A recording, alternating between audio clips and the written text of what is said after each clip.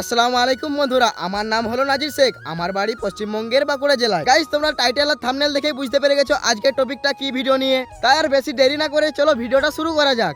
Guys, এই যে হলো আমাদের গ্রামের জমি। এখানে কোনো এখন চাষবাস করা হয়নি, কেননা কারণ শুধুমাত্র এইগুলোতে ধান চাষই করা হয়। তাছাড়া এদিকে অন্য কোনো চাষ করা হয় না, কিন্তু কিছু কিছু জমিতে এমনি সবজি চাষ করা আছে।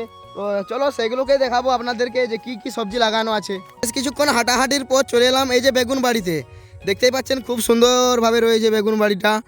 আর এতে মনে হয় বেগুন ধরেছে, এই তো এই যে ধরেছে, এই যে একটি ধরেছে গাইজ। মনে হয় এগুলো তুলে নিয়ে চলে গেছে। তো চলো আবারও দেখাই তোমাদেরকে অন্যদিকে সাইডটা।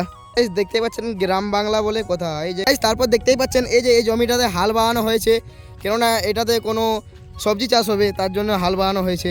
তোমাদেরকে বলেছিলাম একমাত্র বর্ষাকালে ধান চাষ ছাড়া আর কিছুই ভালো হয়নি। এই যে লাগিয়েছিল জোনার গাছ, ঠিক আছে, মরে গেছে পানির কারণে। তবুও বা এই গাছগুলো ভালো হয়েছিল, কিন্তু কোনো হয়তো গরুতে খেয়ে খেয়ে এই যে গাছগুলো মরে গেছে। আর এই যে ভালো ভালো ভেন্ডি ধরেছিল, কিন্তু গাছগুলো খেয়ে নিয়েছে কিছুতে। যাই হোক বা, আবারও তোমাদেরকে দেখাই। এই যে দেখতে পাচ্ছেন লঙ্কা গাছ, এতে খুব সুন্দর সুন্দর লঙ্কা ধরেছে। যাই হোক বা, দেখে ভালো লাগলো। সেই সব দেখতে দেখতে দেখতেই পাচ্ছেন মেঘ পুরো কালো হয়ে আসছে। আর গাইস, যেহেতু এখন মেঘ করে এসেছে, এখন আমাদেরকে যেতে হবে বাড়ি। তার জন্য পুরো আমাদের গ্রামটা ঘুরে দেখাতে পারলাম না। তো এরপরে ভিডিওতে আমি পার্ট 2 নিয়ে আসবো, সে তখন তোমরা ভিডিওটা পুরো ফুল দেখবে, ঠিক আছে। আর আমাদের গ্রামের চারিপাশ ঘুরে দেখাবো গাইস। তো আজকের জন্য এতটুকুই, দেখা হচ্ছে পরের ভিডিওতে। ততক্ষণ তোমাদেরকে বাই বাই।